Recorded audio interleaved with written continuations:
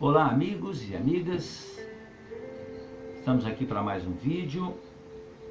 Nos nossos dois últimos vídeos nós contamos histórias que a literatura espírita nos traz, que são muito ricas. E hoje nós vamos trazer comentários sobre um livro muito conhecido no meio espírita, um livro portentoso, um livro de quase 500 páginas, chamado Memórias de um Suicida. A literatura espírita sempre nos brinda com grandes obras, de grandes conteúdos doutrinários, filosóficos e reflexivos. E entre essas várias obras, uma marca de modo especial o momento que nós vivemos atualmente. É o Memórias de um Suicida, ditado pelo espírito Camilo Cândido Botelho, que não deixa de ser um pseudônimo, porque na realidade o personagem é o Camilo Castelo Branco, famoso escritor português, mas houve a necessidade de mudar então para Camilo Cândido Botelho. Psicografia da Ivone do Amaral Pereira. A obra Memórias de um Suicida nos conta a história de 5 pessoas esclarecidas que viviam em Portugal no momento da codificação. E mesmo sendo pessoas cultas, inteligentes e muito bem informadas, nenhum deles se interessou por saber um pouco mais sobre a nova doutrina, mesmo conhecendo muito da espécie humana, né? Da época, né? Mesmo estudando e convivendo com pessoas bem formadas e atualizadas, nenhum deles se interessou pela chamada terceira revelação. Isso nos lembra uma frase de grande sabedoria: quem sabe pode muito, mas quem ama pode muito mais. Todos os personagens do livro vivem envoltos no seu próprio mundo, alguns vivendo para as letras, caso do Camilo, outros para os negócios, outros mais para os seus amores e interesses sentimentais. Nos momentos de desesperanças, desajustes emocionais e medos, os conhecimentos do mundo material, a acuidade reflexiva e os pensamentos lógicos foram insuficientes e incapazes de confortar os seus corações e impedir que cada um deles, da sua própria forma, cometesse o maior de todos os crimes, o suicídio. Depois das andanças pelo chamado Vale dos Suicidas, que está inserido no livro, todos passam a enxergar a vida de uma forma diferente. Todos sabem que erraram. O remorso machuca muito suas mentes, massacra suas consciências. Nestes momentos de dores e aflições, que cada um deles percebe intimamente que todo o drama vivido lhes era algo inexplicável, sem respostas, né? E a busca por Deus e uma força superior começava a se destacar em suas mentes. E com isso, a oração e o pedido de ajuda se materializam em seus corações. Porque a oração tem o condão de ligar os indivíduos a uma força superior, mas serve ainda como uma forma de nos conscientizarmos de nossas fragilidades e inferioridades. Os 5 personagens retratados no filme, no livro, viveram, cada um da sua forma, como a gente disse anteriormente, vidas, né, em que aquilo que lhes interessava era a matéria. Alguns tiveram poderes, riquezas, mas perderam tudo. Outro teve família, vivia bem com a família, mas acabou se perdendo realmente com outras mulheres. Um era escritor famoso, mas acabou ficando cego. Trabalhava muito com jogatina. Enfim, cada um deles tinha a sua vida voltada exclusivamente para o plano material.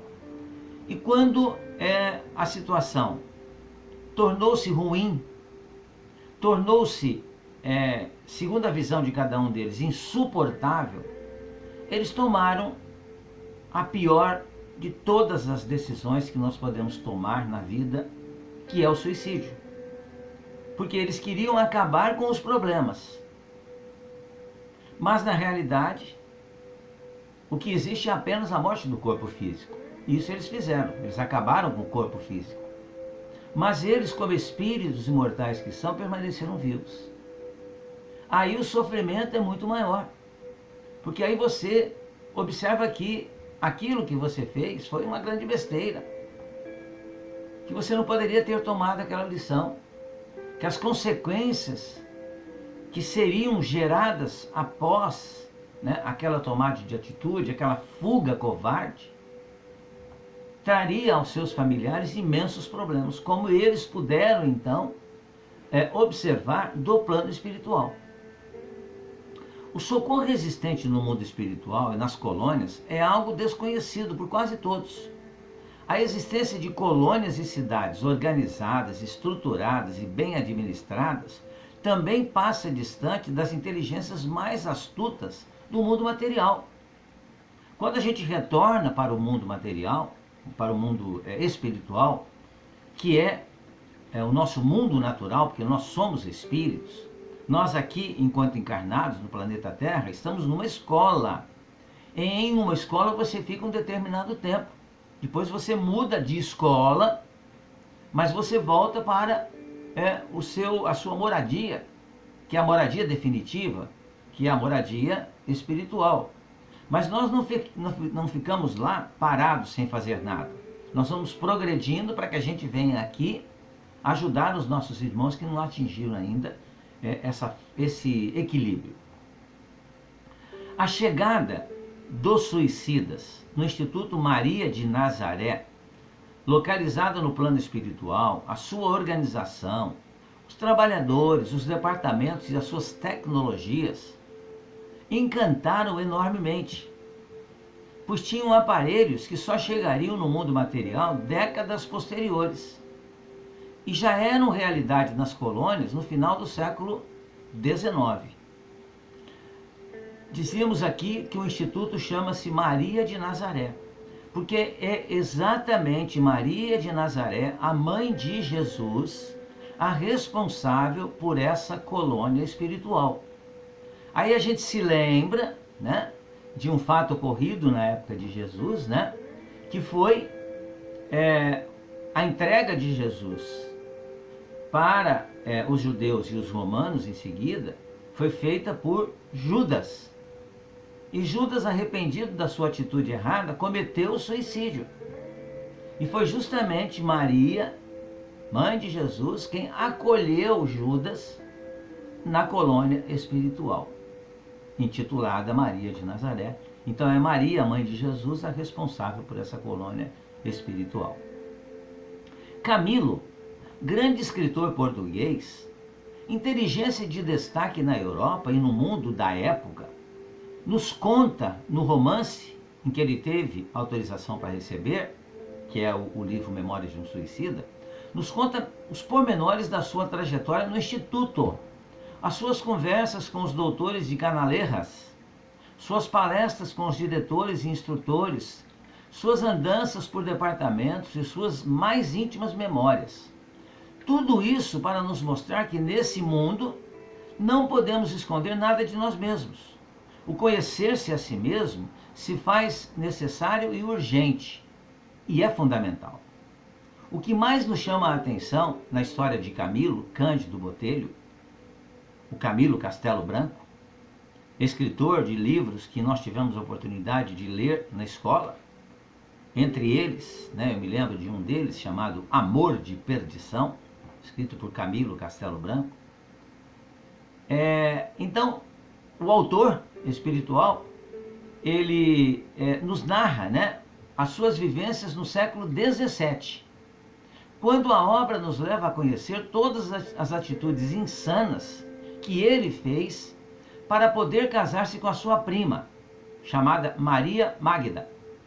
Nesta encarnação, percebemos como a insanidade do ser humano pode lhe causar graves constrangimentos em momentos posteriores.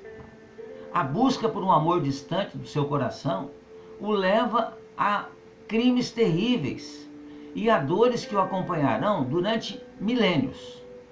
Humilhações, surras, agressões, violências, torturas, calúnias, difamações. E quando acreditávamos que a insanidade já tinha chegado ao fim, Camilo leva o seu rival à cegueira. Tudo isso leva o marido de Maria Magda ao suicídio, ao se sentir um verdadeiro estorvo para sua esposa e para os seus filhos. Ele recorre então ao suicídio. Camilo, num determinado momento de suas vidas futuras, teria que necessariamente responder por todos os crimes e humilhações cometidos contra Maria Magda, contra o seu esposo, Jacinto de Ornelas Ruiz, e contra os filhos também. O livro Memórias de um Suicida se caracteriza como uma das maiores obras da literatura espírita.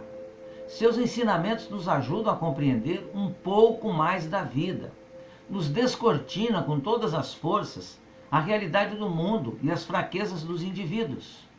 Todos somos devedores. Todos nascemos com dívidas enormes. Dívidas que fizemos anteriormente, claro. Mas todos somos assessorados por espíritos e instrutores de alta evolução. Suas inspirações são fundamentais para seguirmos nas trilhas do bem, do amor, do progresso. Cabe a cada um de nós, enquanto seres humanos, nos abrirmos para sentir essa inspiração, sempre com fé, reflexão, confiança, de que Deus está dentro de cada um de nós. As dificuldades existem para todos, mas e sempre vai existir. Sempre teremos dificuldades, claro. Mas como diz um velho ditado, se Deus é por nós, quem será contra nós? O livro Memórias de um Suicida foi publicado pela primeira vez no ano de 1958. E o Camilo se suicidou em 1890. Ele permaneceu no mundo dos espíritos mais de 50 anos. Me lembro, quando fiz a leitura dessa obra, que ele estava com medo de reencarnar e pedia aos instrutores que lhe permitissem ficar um pouco mais, porque lá ele tinha aprendido, ele tinha se encontrado realmente. Mas todos nós temos que realmente sanar as nossas dívidas aqui no plano material. Então ele permaneceu mais de 50 anos. Ele reencarnou no final dos anos 40, segundo nos foi revelado pela obra. Em sua nova encarnação, ele teria que conviver com a cegueira desde os 40 anos. A sua morte do corpo físico se daria depois dos 60 anos. Diante disso, percebemos que Camilo deveria conviver com a cegueira durante mais de 20 anos. Se na vida anterior sua cegueira ocorreu depois dos seus 60 anos, e seu tempo de vida com essa doença se restringiria a apenas poucos anos, nesta nova vivência no corpo físico, sua doença lhe faria presente por mais de 2 décadas, ou seja, suas dores seriam aumentadas para poder compreender que as leis de Deus são imutáveis e todos nós devemos respeitá-las, mesmo nos momentos de maior desequilíbrio e desesperança. Devemos confiar que o auxílio sempre chega. Exercer a paciência é sinal de sabedoria e humildade. Então fica aqui a sugestão aos amigos e amigas para que possam ler esse livro fantástico, Memórias de um Suicida, para que nós possamos compreender que se cometermos esse grande erro, que é o suicídio, seremos acolhidos no plano espiritual, mas iremos certamente passar por dores incríveis. Então é uma leitura muito importante e sugerimos que nós possamos fazer. Era isso por hoje. Muito obrigado. Fiquem bem, fiquem em paz.